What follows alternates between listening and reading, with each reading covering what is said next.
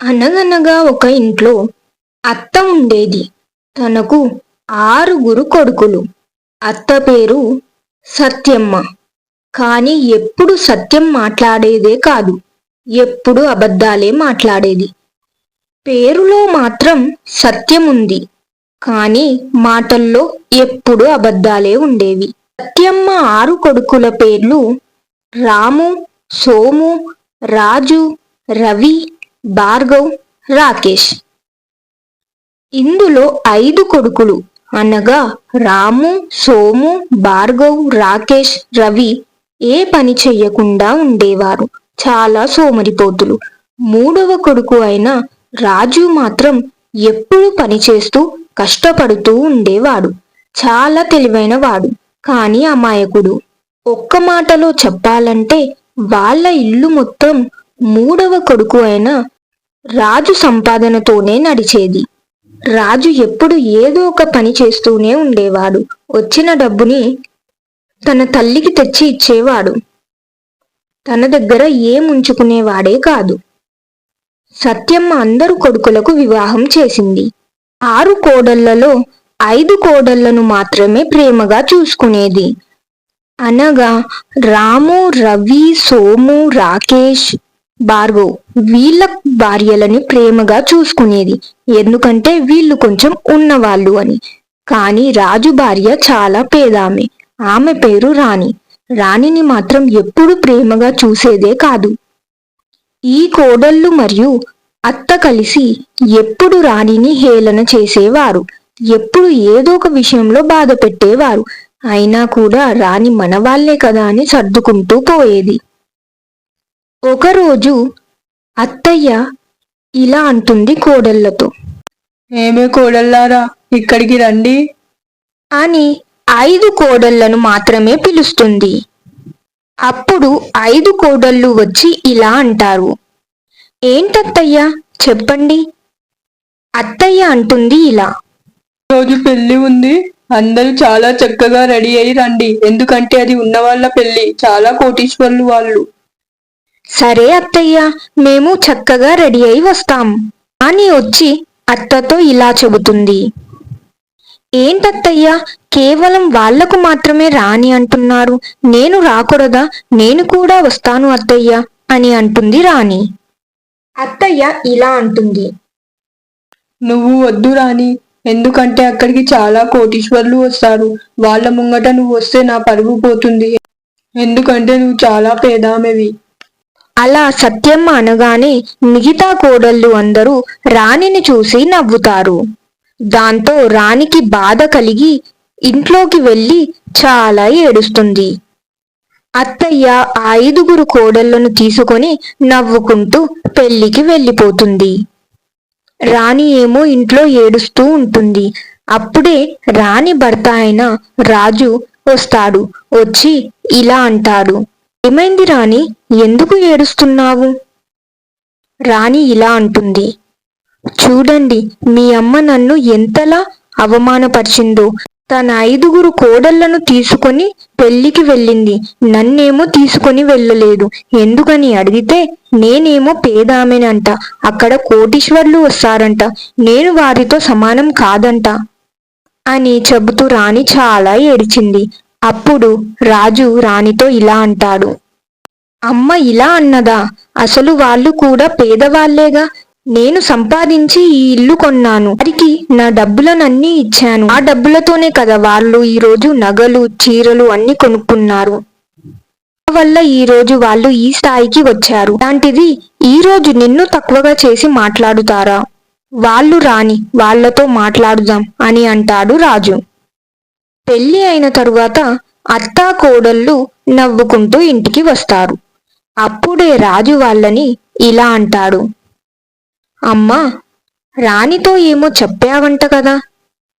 అప్పుడు సత్యమ్మ ఇలా అంటుంది, నేను ఏమన్నాను నానా, నువ్వు చాలా పేదామెవి అని చెప్పాను. సరిగ్గా కట్టుకోవడానికి మంచి బట్టలే లేవు, నువ్వు అక్కడికి వస్తే నా పరువు పోతుంది అని చెప్పాను, అది తప్ప?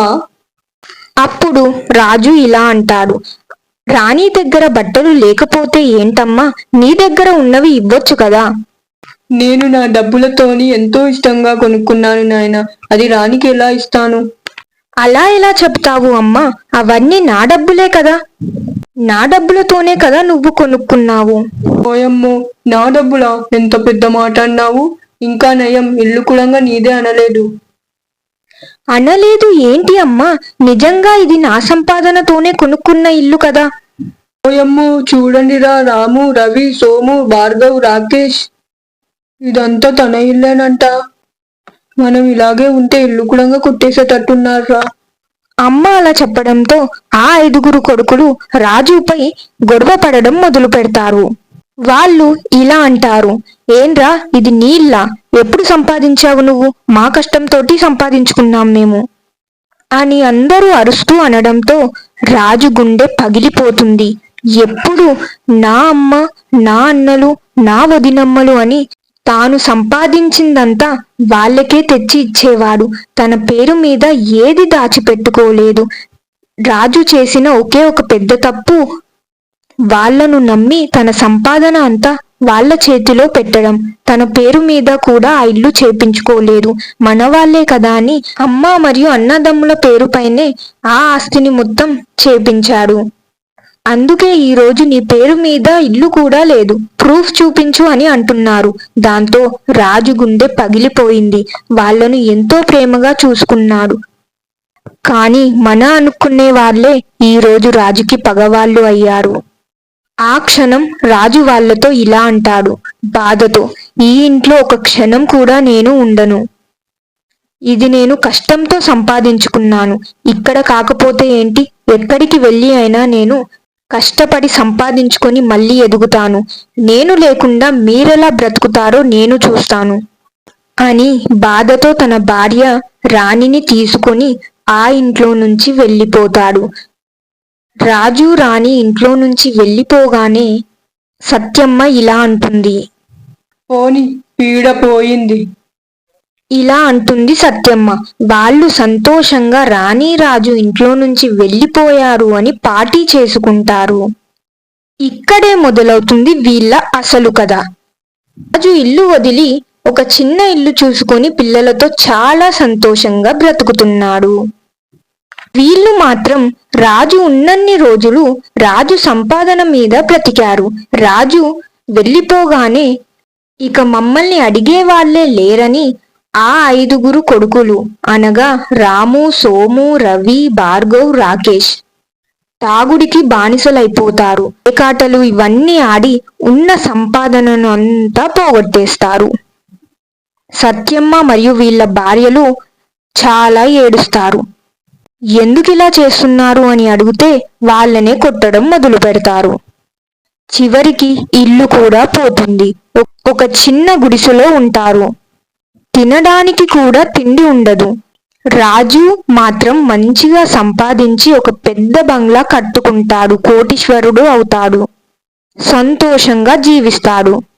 వీళ్ళ దగ్గర తినడానికి కూడా ఆహారం లేనందున పని చెయ్యడం కోసం ఒక పెద్ద ఇల్లు ఉంది కదా అని అందులో పని అడగడానికి వెళ్తారు. అక్కడే ఉంటారు రాజు మరియు రాణి. వాళ్లను చూసి వీరు చాలా సిగ్గుపడతారు. రాజు ఇలా అంటాడు వాళ్ళతో, ఏమైందమ్మా ఇలా వచ్చారు అని. అప్పుడు సత్యమ్మ రాజుతో ఇలా అంటుంది, ఏంది రాజు, ఇది నీ ఇల్లా? ఇది నీ ఇల్లని తెలిసి నేను షాక్ అయిపోయాను. నేను పని అడగడానికి వచ్చాను. ఇంత పెద్దవాడివి అయిపోయావా రాజు? నేను చాలా పెద్ద తప్పు చేశాను రాజు. నేను చేసిన తప్పుకి ఈరోజు నేను శిక్ష అనుభవిస్తున్నాను. వాళ్ళు తాగుడికి బానిస అయిపోయి పేకాటలో అంత ఉన్న డబ్బు అంతా పోగొట్టేశారు. నువ్వు ఇంట్లో ఉన్నన్ని రోజులు చాలా సంతోషంగా ఉండే. నువ్వు వెళ్ళిపోయిన రోజు నుంచి మాకు కష్టాలు మొదలైపోయాయి రాజు. పని కోసం ఇలా వచ్చాము. ఉన్న ఇల్లు కూడా వెళ్ళిపోయింది రాజు. చూసేసరికి మీరున్నారు ఇక్కడ. నీ ఇంట్లో నాకు పాచి పని చేసుకునే అవకాశాన్నైనా ఇవ్వు రాజు, మేము చేసిన తప్పుకి అని అంటుంది సత్యమ్మ. రాజు చాలా మంచివాడు. ఒక్కసారి తన తల్లిని, వదినమ్మలను, అన్నలను, తమ్ముళ్లను అలా చూసి చాలా బాధపడ్డాడు. వాళ్ళు ముందు ఎన్ని మాటలన్నా కూడా వాటినన్నిటినీ మర్చిపోయి వాళ్ళకొక చిన్న ఇల్లు కొనిపించాడు. అన్నలకు ఉద్యోగంలో పెట్టించాడు.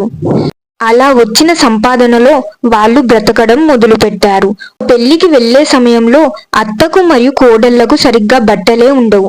రాణియే తన దగ్గర ఉన్న బట్టలను తెచ్చి వాళ్లకు ఇస్తుంది. ఆ క్షణం ఆ కోడళ్ళు అత్త గుండెలు పగిలిపోతాయి. మేము ఎన్ని మాటలన్నాము, ఒక చీర ఇవ్వడానికి కూడా ఆలోచించాము, నవ్వాము, హేళన చేశాము. అయినా కూడా ఈరోజు తన దగ్గర ఉన్న చీరలను తెచ్చి మాకు ఇస్తుంది అని రాణిని పట్టుకొని చాలా ఏడ్చారు. క్షమించమని కోరారు. అప్పుడు రాణి వాళ్లతో ఇలా అంటుంది, మీరు డబ్బు ఉంది అని అహంకారంగా ప్రవర్తించారు. ఈ రోజైనా ఆ తప్పును తెలుసుకున్నారు. నాకు అదే చాలు అని అంటుంది రాణి. రాణి రాజు యొక్క విలువని వాళ్ళు తెలుసుకొని వాళ్ళని గౌరవిస్తూ బ్రతకడం మొదలుపెట్టారు. ఈ కథలోని నీతి ఏమిటంటే, ఆరో కొడుకు మీద చేసిన అన్యాయం చివరికి అందరికీ పాఠంగా మారింది. సత్యంగా జీవించిన వాడే చివరకు గెలుస్తాడు. ఎప్పటికైనా కష్టపడి ఎదిగిన వాడి విలువ చివరకు అందరికీ తెలుస్తుంది. డబ్బు ఉంది కదా అని ఎప్పుడూ అహంకారంగా ప్రవర్తించకూడదు. పేదవాళ్ళు కోటీశ్వర్లు, కోటీశ్వర్లు పేదవాళ్ళు అవ్వొచ్చు. కావున అందరినీ సమానంగా చూడాలి. ఎప్పుడు సమయం ఎలా ఎవరిని మారుస్తుందో తెలీదు. ఈ కథ ద్వారా మీరు చాలా విషయాలు తెలుసుకున్నారు అని అనుకుంటున్నాను. ఇలాంటివి నిజ జీవితాల్లో కూడా చాలా మందిలో జరిగాయి. మీరు కూడా ఇలాంటివి మీ జీవితంలో ఎదుర్కొని ఉంటే కామెంట్ చేయండి. మా కోసం ఒక చిన్న లైక్ చేయండి. మీ జీవితంలో మీరు ఎలాంటి బాధలు ఎదుర్కొన్నారో కామెంట్ చేయండి. అది నాకు నచ్చితే నేను కథ రూపంలో చేస్తాను. మా ఛానల్లో ఇంకా చాలా వీడియోస్ ఉన్నాయి, అవి కూడా చూసేయండి. ఇలాంటి ఇంకెన్నో ఇంట్రెస్టింగ్ వీడియోస్ కోసం మన ఛానల్ని సబ్స్క్రైబ్ చేయండి. ఇంకో మంచి వీడియోలో మళ్ళీ కలుద్దాం.